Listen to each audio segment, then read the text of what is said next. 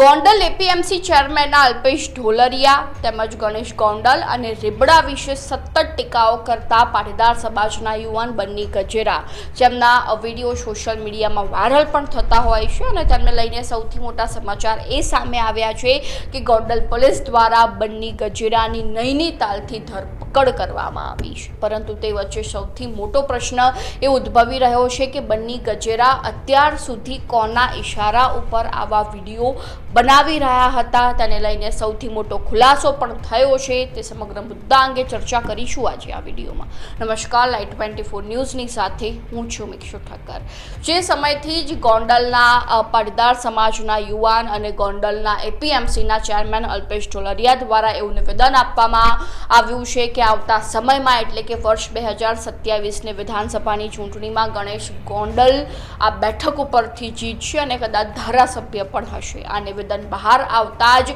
અન્ય પાટીદાર સમાજના યુવાન બન્ની ગજેરા જેઓ સતત અલ્પેશ ઢોલરિયા હોય, ગણેશ ગોંડલ હોય કે પછી રીબડા હોય તેમને લઈને તેમની ટીકાઓ કરતો વિડીયો સોશિયલ મીડિયામાં સતત અપલોડ કરતા હોય છે અને ક્યાંક ને ક્યાંક તેમના વિડીયો વાયરલ પણ થતા હોય છે।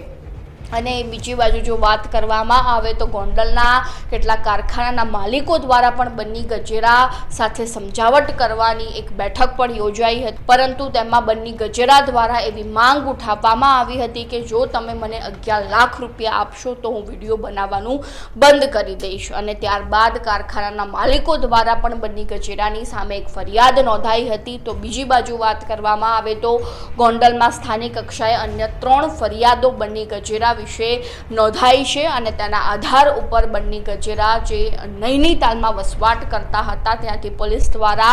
ગોંડલ પોલીસ દ્વારા તેમની ધરપકડ કરવામાં આવી છે। અને બીજી બાજુ જો વાત કરવામાં આવે તો સૌથી મોટો પ્રશ્ન એ ઉઠી રહ્યો હતો કે બન્ની ગજેરા કોના ઇશારા ઉપર અત્યાર સુધી વિડીયો બનાવતા